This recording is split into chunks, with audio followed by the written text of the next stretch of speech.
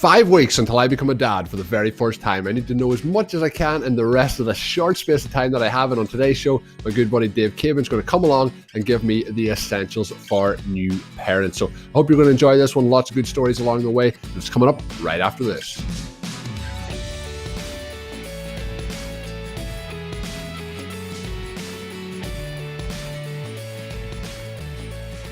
Hey guys, welcome back to the Learning to Dad show. It is me, Colm Kelly, bringing you yet another episode. It has been incredibly fun to record my experiences so far on this, as I am now just a couple of weeks away from having my first child, and I'm delighted on this show to be joined by a man who is at the 1 year review stage of his first child, and it's going to be great to pick his brain, try and get all the information, and he has said that he is going to bring and tell me the essentials of what I need to know for this first year of fatherhood and for us as a couple and parenthood. So I'm delighted to join Mr. Dave Caban on the show right now. Dave, my man, how are you doing? I've been looking forward to this one. I'm doing great. I'm glad to be joining you for this episode. I remember how exciting of a time this was. You're getting very close to the actual date where everything will change. So I'm doing well. My daughter just turned 1, as you said. So it's been an awesome process, and I'm looking forward to hearing about how it goes for you. Yeah, it's always interesting when people talk, people might know that we are involved in the fantasy football community, both over at RotoViz, but people talk about the process. It's something that we talk about a lot. People probably think it's strange to be talking about this as a process, but after all, that is what it is. It's a process. And for me, and like you did a year ago, it's from going from having no kids to having one kid, and then we see where the journey goes after that. But you mentioned there, one kid, a daughter, Elise, is just after turning 1. What has that been like for you that first year? I mean, there's just been nothing like it. Prior to this, it's been absolutely awesome. I would say that when you're growing up, you often hear things about people talking about how, high school or college, those are the best years of your life. But I can say that for my money, at least, there's been nothing like this first year of having her. It's just completely changed everything. You always have something that you're looking forward to going home to. You always have something that just makes you feel really happy. And so it's just been absolutely awesome. I just can't say how great it's been to have a child. Yeah, and it's pretty clear that the child has taken over the house, and we see you now. You've been demoted down to the basement in the Caban household. Yes, exactly. Well, it's funny because when we first moved into my house, we have this really cool room upstairs that has sweet bookshelves, built-ins and stuff, and I got it looking really good. I had all kinds of stuff set up, and of course it's by her room, so now at nighttime I don't want to risk waking her up, so we have moved into the basement.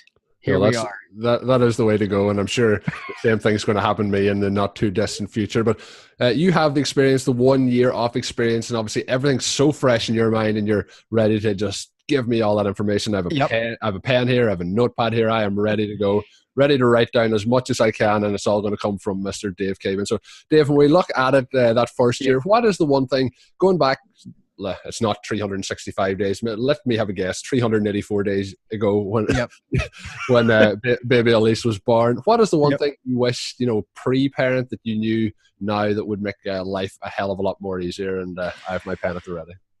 Yes, definitely. So I talked with my wife about these questions, and the thing that she said the most, and I think definitely is true, is that you just need to be flexible. And I'm actually going to go over on my computer right now and pull up the verbiage that she gave me. Basically, you need to expect the unexpected. And she's one of those people that always likes to find a reason for things. So she likes to get to the root cause of things, but you just have to realize with a baby, sometimes you're not going to know why something is going to bother them, or you're going to think that you figured out their sleep schedule, and the second you get it figured out, it's going to change. Or you get used to them, they might get used to being on their own for a couple of minutes, and just when you think they're making progress there, they hit a developmental leap, and then they're back, and then you have some new thing that you want to help them with and get through. So it's really expecting the unexpected is what she came through. And then I thought that one other thing was, when I was preparing for this child, I was really overwhelmed, really worried about making sure we had everything set and everything figured out. But the reality is, I think that you just need to get yourself ready to embrace the experience and understand that, you're going to have to learn as you go along. And that's part of what makes it so much fun. So you just kind of get your, you do some research, you learn a couple of things, but you realize that you're going to be okay. Yeah. It's all, it's all going to come to you as you're going through it. So I guess those would be the main things that in this first year we really took away from it. Yeah, you do the research. You start a video podcast on YouTube, and you take it all from there. But you mentioned as well, the saying that you mentioned there was "expect the unexpected." It's just I like that. I've used it on a lot of different occasions in regards to sport. But the other thing I like is when you embrace the chaos, and I pretty much think that's what you're telling me to do for this first year. Yeah, it's kind of like you can try to get ahead of things and you can have ideas of how you want things to go. But what's worked for us is when we kind of just follow her lead and work around the needs that she's having at a time and just kind of adapt and go with it. Like I remember my wife was thinking about how she's a first grade and third grade teacher, depending on the year.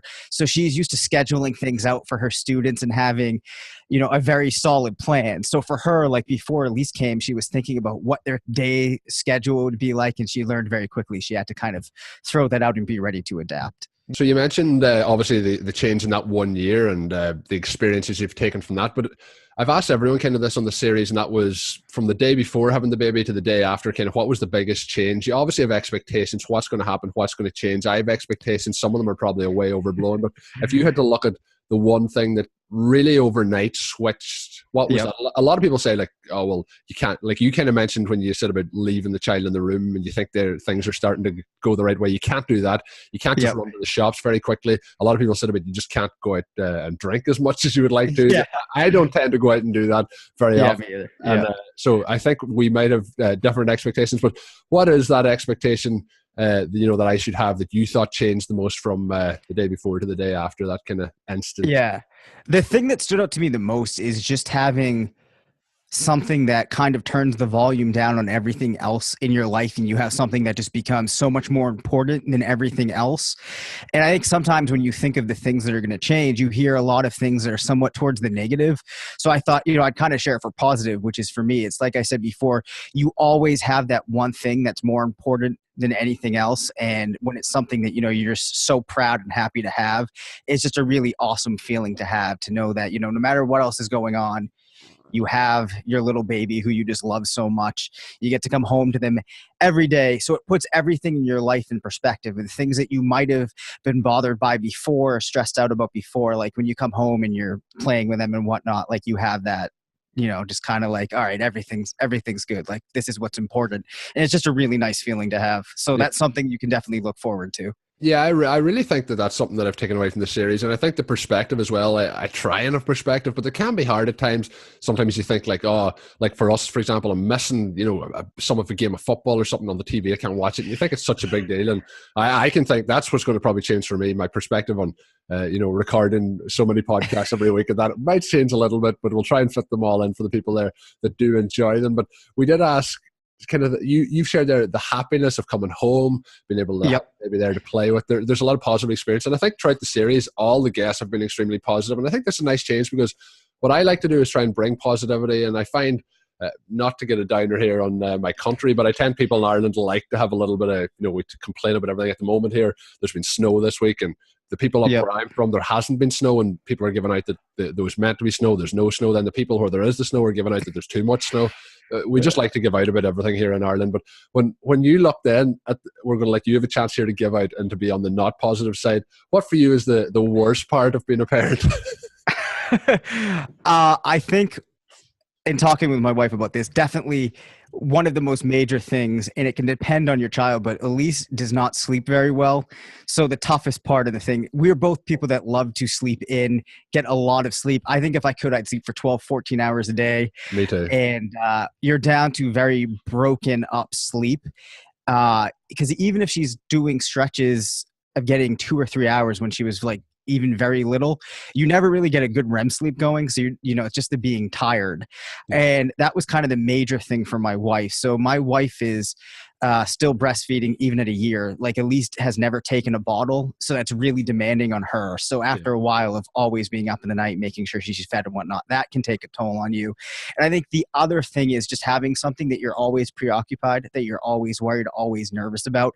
Yeah. Like you get a lot of new feelings and new emotions of being protective in a way that you haven't been before, or kind of really like, oh gosh, especially now she's learning how to walk, just that, oh no, like don't fall, don't hurt yourself. So like it's sometimes the things like that. And then obviously you have the other thoughts of like, am I going to make sure she's ready when she goes to college? Are we doing things right? And all of those things that you have about getting somebody ready to be a person. Yeah. But again, it all factors in with all of the good things. So yeah, so just to pull back the curtain for the listeners, prior to recording the show, we've some flat pack furniture that we got for the baby's room, and we've been setting it up behind the scenes. So I was setting it up, and there's a little clip on it so you can screw it onto the wall. And I was thinking, like, no, I don't need to screw it onto the wall. And then I was thinking, like, yeah, maybe a child will need that screwed onto the wall. And it's something like you mentioned there, just that extra little bit of doubt in your mind. Yeah. So, like, we're putting up the crib and you're wondering what height up it should be, and just concerns like that. So that's something a little bit different. If it's me, it's kind of like, just stack everything up on top of each other. It'll be okay. I think that's going to have to, as well. And, so we've had, actually, let's rewind it back a little bit. Sure. You also mentioned that you had the conversation with your wife, and so you kind of put the worst part, of the whole parenting thing. You put that on your wife. Were you taking no responsibility for that, or are you sharing that 50-50? No, we've shared a lot of the stuff. I think everything we've tried to do, with me helping her out as much as I can. I mean, she's amazing though. So she just does so much. And like I said to you, she stays home with her during the day. So it's just amazing how involved she is with her and the bond that they have. But so I've tried to help out as much as I can. And we try to do everything with her, like together as much as we can, which I think is one of those things that just makes it like even better. Especially like when I'm sure we'll look back at some point, you have those memories of just doing everything as a family, especially in her first year where she's always changing.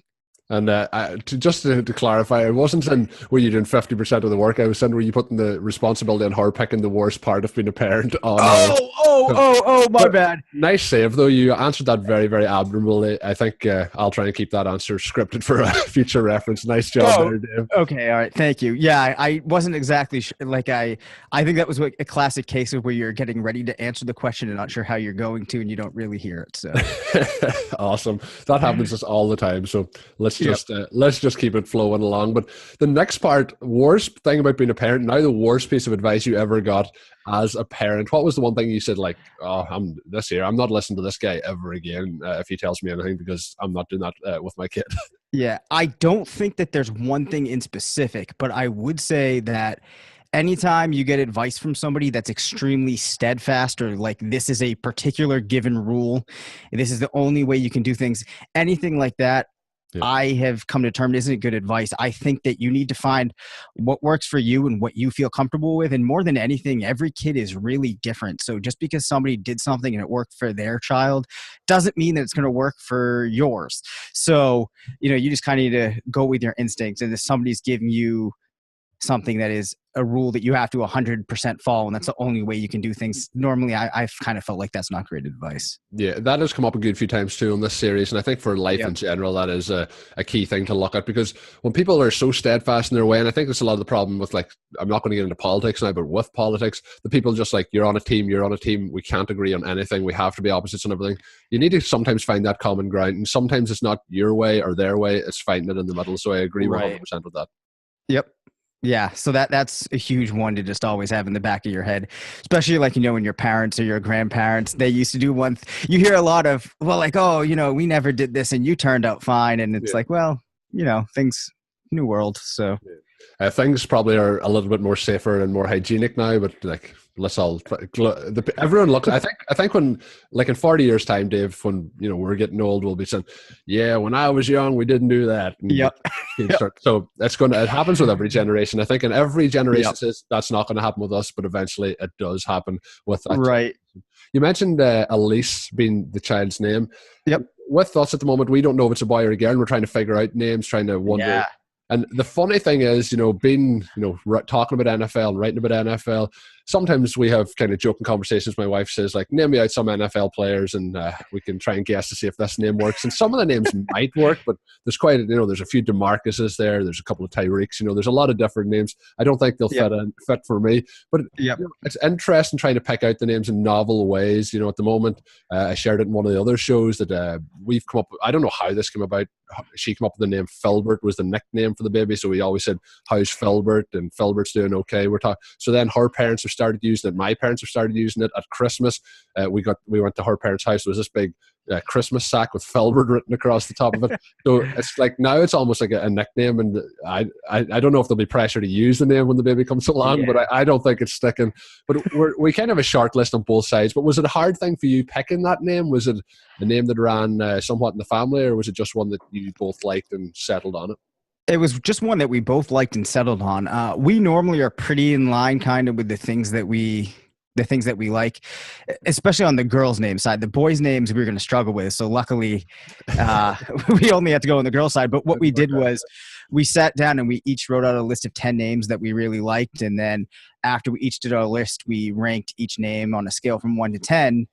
And then we just put our list together of the ones that were the top 3. And we had a couple that overlapped. And then once we had the names down to 3, we each assigned them a number again. And then we just took whichever one added up to the highest. And it ended up that we both just really liked Elise and Noelle separately. And then they flowed really well together. So that's really good. It's a different way of doing it. We've been looking through a lot of lists online, top 10 lists, top 100 lists. There's some absolutely terrible names at the moment at the top of those top 100 lists. I don't know who's naming their kids these things, but we'll see how it goes and how we come. I think we have a couple of names that we like, and we have some names we obviously don't like, and they're not being in any consideration. We kind of have 3 on each side, but my parents seem to think that when you have the baby, you'll think, oh, this baby should be called this thing. I don't know if that will happen, but I think we're going to struggle a little bit to get this name started. But we have a couple of weeks, 5 weeks, I think, left to figure it all out. We'll see how it goes.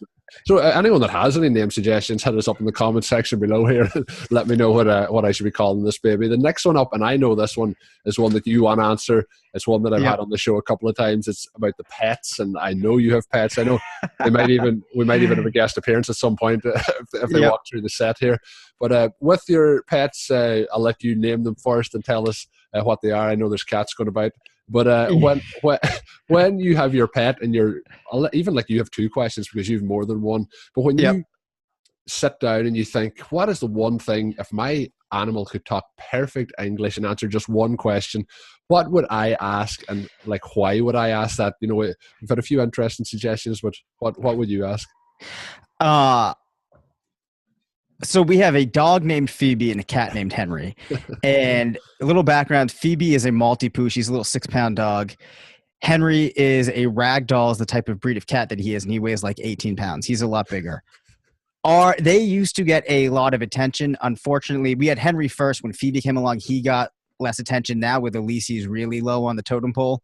So I would probably ask both of them, especially Henry, like, hey, dude, I know that you're not getting all the attention you want right now. What is something that we can do to make you a little bit happier, to make things a little bit better for you? And I'd be really scared because he just seems like a cat that would be very witty, very sarcastic, and he would probably just totally burn me.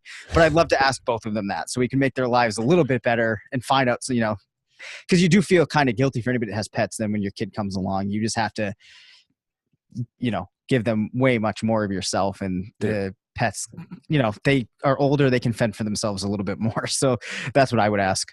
Yeah, and I just figured out while you were answering it, this question should be called the Dr. Doolittle, because anyone that's seen, and that's going for any of the younger listeners out there that are, under 20 years old, they might have no idea what that was. It's a film where the doctor can talk to his or to all the animals, because my wife is a veterinarian, and it was her came up with this question. Her biggest input into this series is that question, so I like to try and add it in. So maybe one day she'll listen to the show.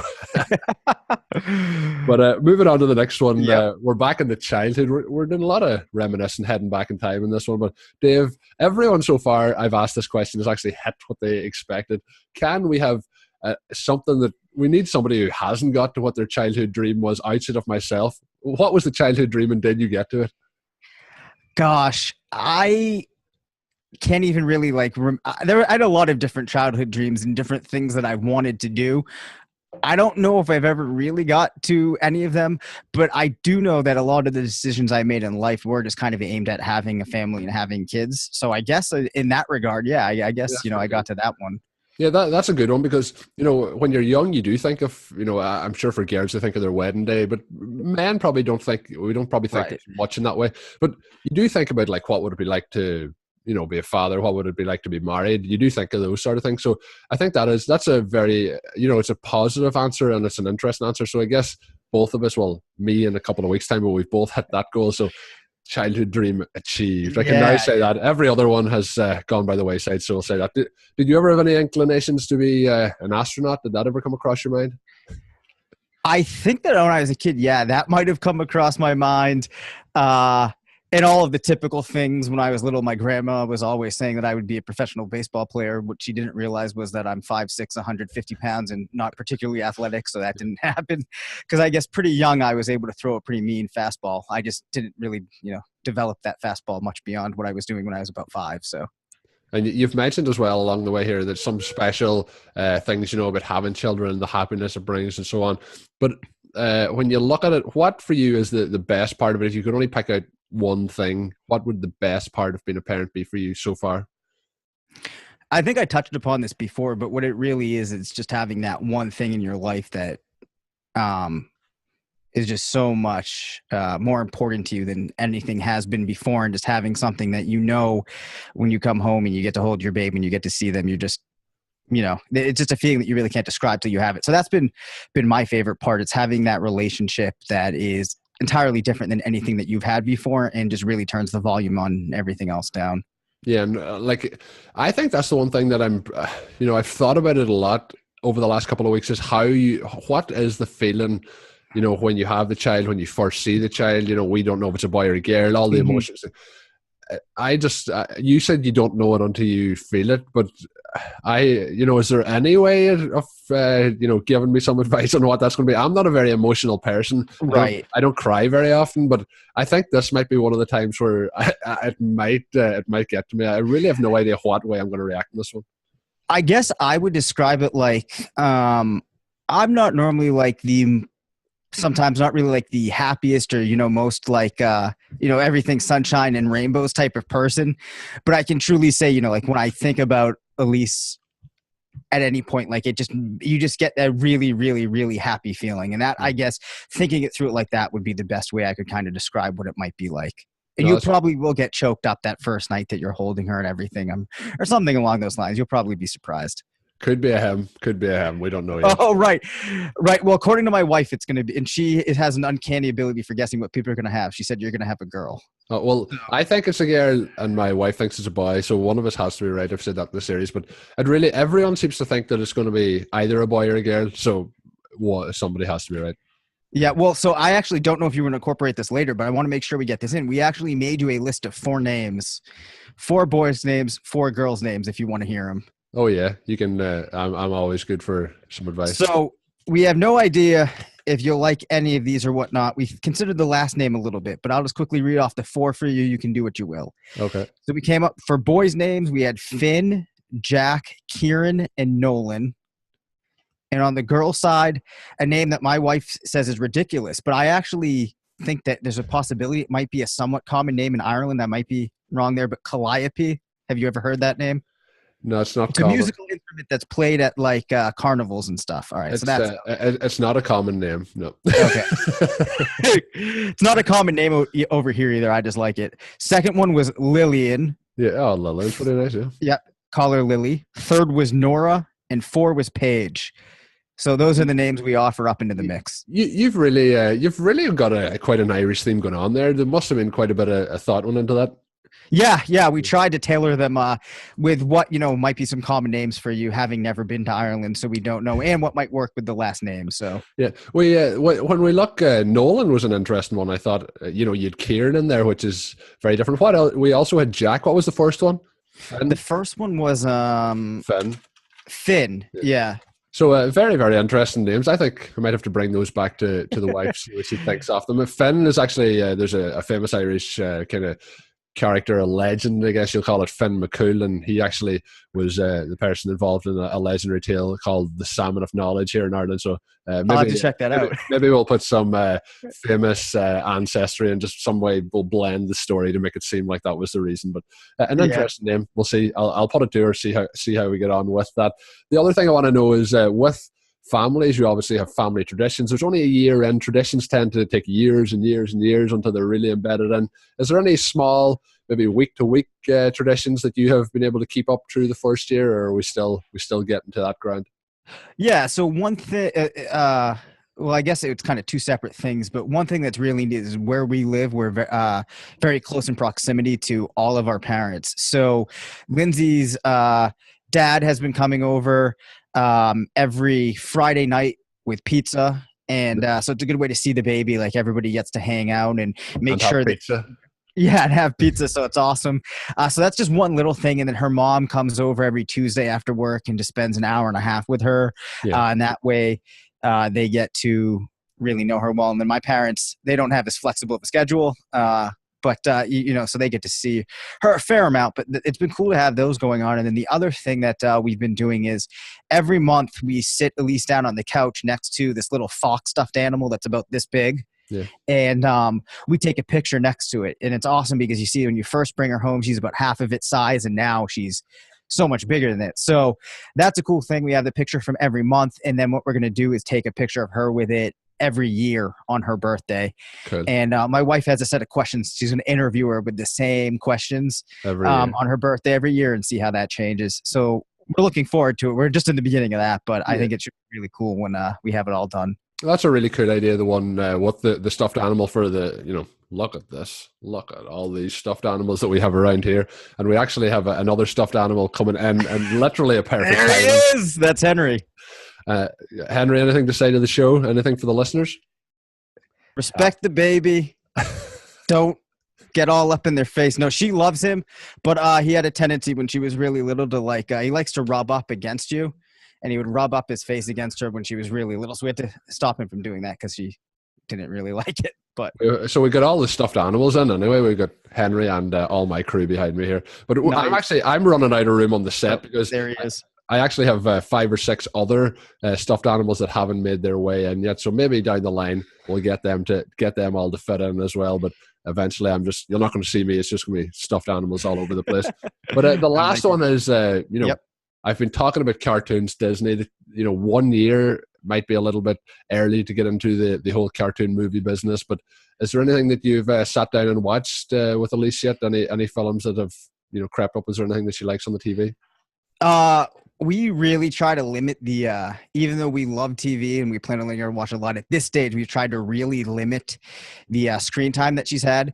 So the thing that she's watched the most, which I'm happy about, is football. That's been one of the only things that she's been able to see on the TV, just because that sometimes just needs to be on in the house, right? Yeah. So she's seen that. We did watch Moana, which we loved. We thought that was awesome when she first came out.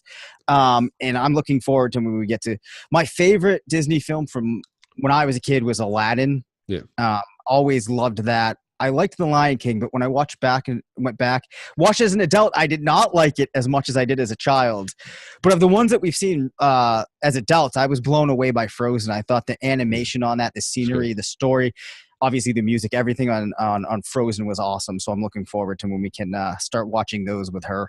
Yeah, Frozen as well. There's a couple of days at work, sometimes you'll hear on the radio the Frozen song, and if you're doing like an 8-hour shift and that song gets stuck in your head, it can be the stuff of nightmares at sometimes.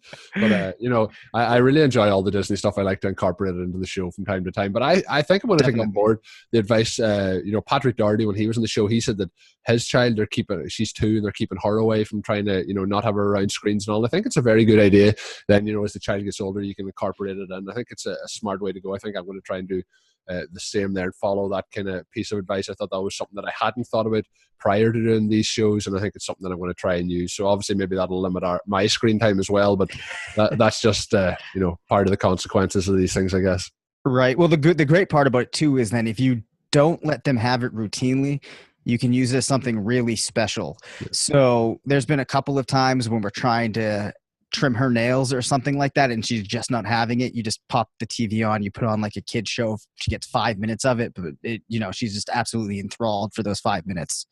So that's kind of like a good way to kind of give a little bit of an introduction and making it work to make things easier on everybody. So that's another good idea. Always those little treats. I remember when I was a child, anytime those things always made me try that little bit harder because I wanted to get it, whether it was to watch the TV, play the PlayStation, get a burger, whatever it was. So right. That's all part of it. You said you're dishing out the essentials today, and I think you have dished out a lot of good information here to me, Dave. Is there anything that you think that I need to know in these last few weeks as I prepare what I need for those first few weeks as a new parent? Yeah. So my wife and I sat down because this was something we were really wanted to make sure we had all set. So what we realized after was there's a lot of things that you're like super worried about getting pinned down before you have the baby back or anything. But to make everybody feel better, if you have a few things that you want to pin down, just so you can feel like no matter what, you're going to be ready at the very least for the first week or so. And then you're going to have family that can help you out, friends, or, one of you can run to the store and pick up things as you go. The things that you're really going to want before you go to the hospital, you're going to want at your house some pajamas, which over here we call onesies, or like zip pajamas.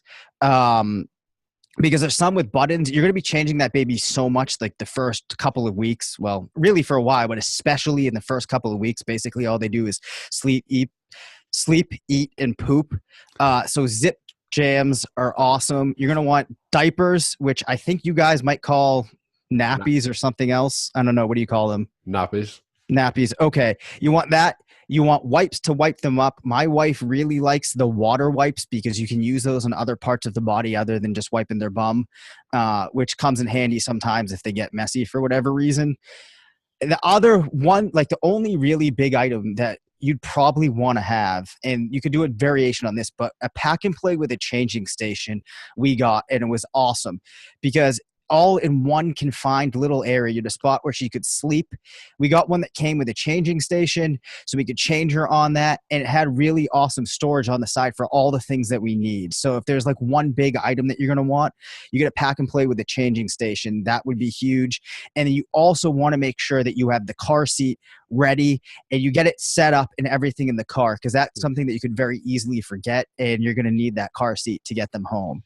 And So I was gonna say, so that's really it. So just to reiterate, you're gonna want your pajamas. Zips are awesome. Diapers, whatever you call them, wipes to wipe them up. You're gonna want to have a spot set up that you have maybe like a pack and play or something with a changing station for their sleeping arrangement. And then the only other thing that you 100% need is just to have that car seat picked out and have the base that's going to go in your car and get that all set. And then maybe just make this is an obvious one, but you have to have that bag of stuff ready that has everything both of you are going to need and things you're going to need for the baby leaving. So like just, an outfit that you can put them in. If it's the winter, make sure that you have something you can wrap them up in to keep them warm as you're going out to the car. And you have your bags of clothes for you guys and anything you might want, like a camera. Other than that, you're going to, you're fine. You have those things, you can get through the first week or two just fine and then figure out everything out as you go along. And as we learned, a lot of the things that we got for her prior to her being here, she didn't like, and we had to find a different solution, which goes back to being flexible. So write those down. Anybody out there that's like, oh my God, I don't know if we're going to be ready. Have we done everything? That's all you need. Yeah, I think that's really good advice. And thankfully, my wife is very prepared. We both like to be as prepared as possible for these things. So the listeners can't see it, but on the opposite side of this camera, the pram is already set up. We have the car seat. We have everything. Everything's good to go on that. And she actually has that bag packed up as well. So yep. Some of her friends gave her that piece of advice, and it was something that neither of us had thought of. So very, very good advice from that side of things. But Dave, it's been awesome having you on. I think you've really got me ready for this experience. I don't think I'll ever be ready, but there's some nice advice coming my way there. But for the listeners, you can follow Dave on Twitter at Dave Caban FF. Dave, it's been my pleasure. Yeah, it's been awesome. Thanks for having me on, and I'm really looking forward to finding out if it's a boy or a girl, learning the name, and just getting some of your stories as you start going through this. Yeah, it's going to be very, very interesting. I'm looking forward to seeing if it's a boy or a girl. And there's just so many unanswered questions, but I hope you've all enjoyed watching this episode. Dave's brought a lot of good information. I think there's been quite a few very, very funny stories along the way to keep you entertained as you watch in. So, of course, hit that subscribe button and keep coming back. Another couple to go before the baby, and then I'll have some videos myself talking after the baby, what I've learned, what I needed to learn more, and what I needed to listen more to. There'll be a lot of things like that, but it's going to be fun. It's a very, very good experience so far doing the show for you, and I've appreciated all the comments and all the shares. So keep sharing the show, whether it's on social media, whether it's on YouTube, and then of course hit that subscribe button. Until we're back with another one, have a good one.